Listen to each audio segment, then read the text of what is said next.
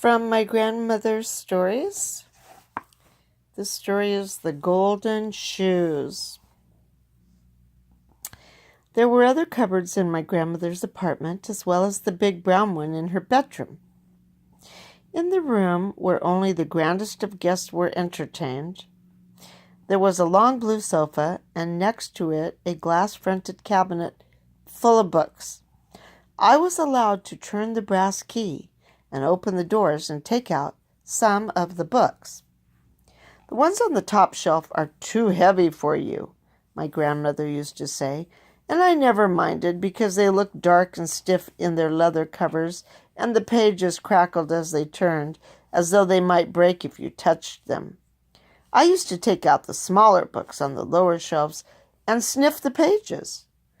I knew the little black marks on the paper were words because sometimes my grandmother would read a story aloud to me, but mainly I liked the smell. Every book has a special fragrance, a mixture of ink and glue, and a distant memory of the trees that the paper was made from. But I've never found other books that smelled as good as those that lived behind glass in the cabinet next to the long sofa. In the dining room, a sideboard took up most of one wall. On top of the sideboard lived two brass bowls filled with fruit. Under the bowls, there was a round lace mat that my Aunt Sarah had crocheted from silky threads. At the bottom of the sideboard, there were 3 sets of wooden doors for me to open. One cupboard I closed immediately. There was nothing in it but glasses, wine glasses and a twisted stem, plain water glasses, tiny little glasses that no one ever used, and a brand new set of tumblers, which had pictures of red flowers painted all around the tops. My Aunts Miriam and Dina had sent them all the way from America. The next cupboard held a silver box full of spices, which my grandmother used to let me sniff at every Saturday evening as she said the prayers for the beginning of another week. There were pictures and patterns on every side of the box, cut into the silver, so that you could go over the long curly beards of the men with your fingertips or follow the outlines of the birds and animals. Also in this cupboard lived the candlesticks, brass ones for every day and silver ones for special occasions. The embroidered cloths for covering up the braided loaves of Sabbath bread, a few spare velvet skull caps in case visitors forgot to bring theirs when they came to a Sabbath dinner, and some square prayer books that had pages rimmed with gold paint. The last cupboard of all was the best. In it, my grandmother kept boxes of crystallized fruit, Turkish delight, and chocolate. She wrapped the boxes up in newspaper very carefully, but I knew what was hidden, and so did my cousins.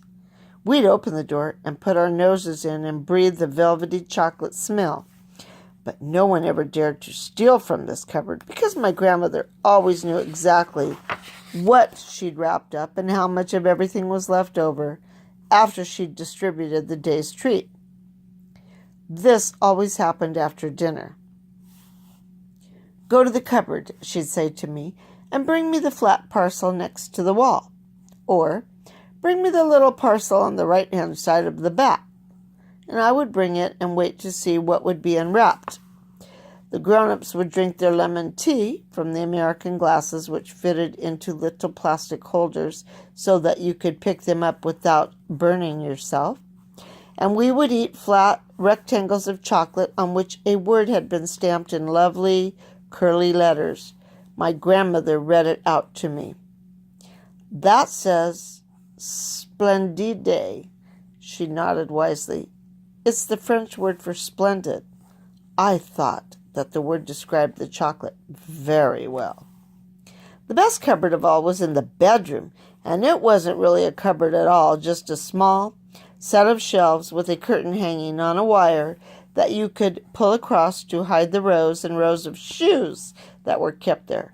Most of the shoes belonged to my Aunt Sarah. She had such small feet, my grandmother used to say to me, not much bigger than yours, and how she loves to buy shoes. Whenever I looked on the shelves, all the buckles and pointed toes and dainty heels, all the different colors of the leather, brown and black and white and pink, seemed to say to me, "Try us on, don't be afraid." I used to pick out a pair I thought looked pretty and put my bare feet into them. Then I would walk up and down, making sure to stay in front of the mirror so that I could see myself being a lady.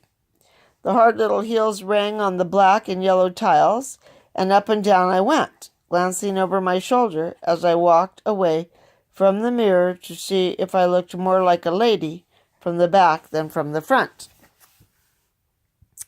"You reminded me," my grandmother said to me one day when I had chosen to put on a pair of silver sandals, "of the story of the wisest man of Chelm." "Where's Chelm?" I said. "And who was the wisest man? And why do I remind you of him?" "Take the silver sandals off and put them away, and I'll tell you."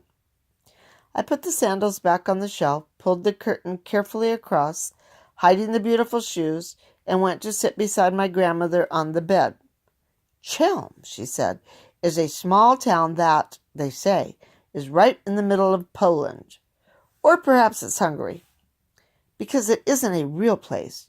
Because you can't find it on any map, and that means you can put it anywhere you like." I smiled. "It's a magic place. It's somewhere you've made up." "Me? I couldn't make up such a place if I lived to be 120, said my grandmother. "Always, for as long as I can remember, there have been stories told about the people of Chelm. And believe me, there's nothing magic about them. On the contrary, every single person who ever lived in the town of Chelm was a fool." "Not one clever person in the whole town?" I asked. "Not one. Fools, dolts, idiots, and simpletons, from the teacher to the butcher, from the carpenter to the baker.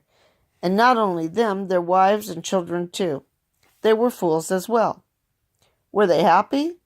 "They were as happy and as unhappy as anyone else, I suppose, but they had their own ways of solving problems." "Did they have a problem about shoes?" "Not about shoes, not exactly. What happened like this.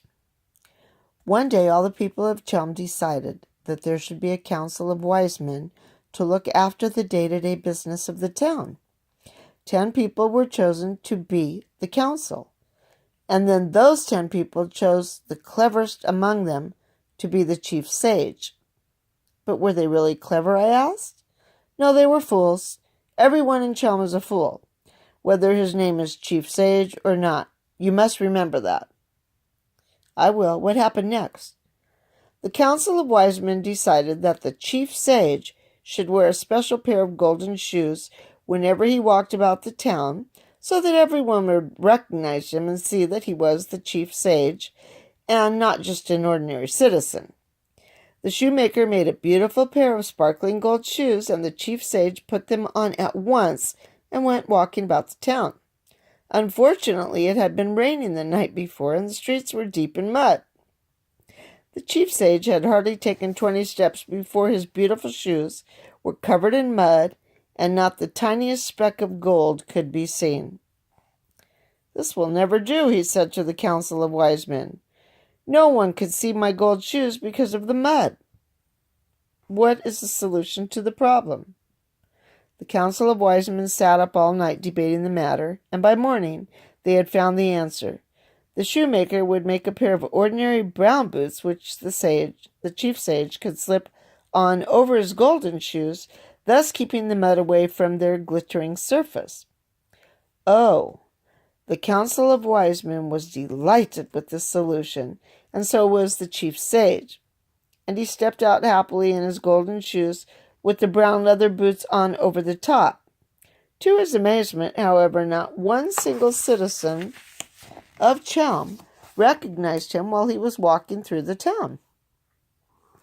"No one recognized me," he cried to the council of wise men. "They couldn't see the golden shoes because of the brown boots covering them." "Ah," sighed the council of wise men, "how clever of you to have worked that out. It's not for nothing we elected you to be our chief sage." They sighed again. But what is to be done? One of the council had a moment of inspiration. I know, he cried. Let the shoemaker cut a pattern of small holes along the side of the brown boots and right across the toes, and then the golden shoes will be visible through the holes. Murmurs of brilliant and wonderful rippled around the council chamber. The brown boots were taken to the shoemaker, and he punched a pattern of small, star-shaped holes all over the leather. The chief sage put them on as soon as they were ready and set off for another walk around the town. But again the streets were muddy, and the mud came through the holes and hid the golden shoes. No one recognized the chief sage, and everyone in the council of wise men was in despair. They discussed the problem for many days and many nights, and at last arrived at a perfect solution. Now, if you go to Chelm and walk around, you will know at once who the wisest man in the whole town is. It's quite clear. He's the one who walks about with a pair of golden shoes on his hands, wearing them as though they were gloves. I laughed and said, Tell me another story about Chelm. Are there any more stories? There are many, said my grandmother. I'll tell you another one another day. No, now, please now, just a very little story. Like the one about the bread and butter? Is that a little story? It's a very small story indeed. Then tell it. Very well, said my grandmother. Two men of science in Chelm were discussing a very interesting question. When you drop a piece of bread and butter on the floor, does it always fall with the buttery side down? Yankel said, Yes, it always does. Mandel said, No, it only falls like that sometimes. I will prove it to you, Yankel said.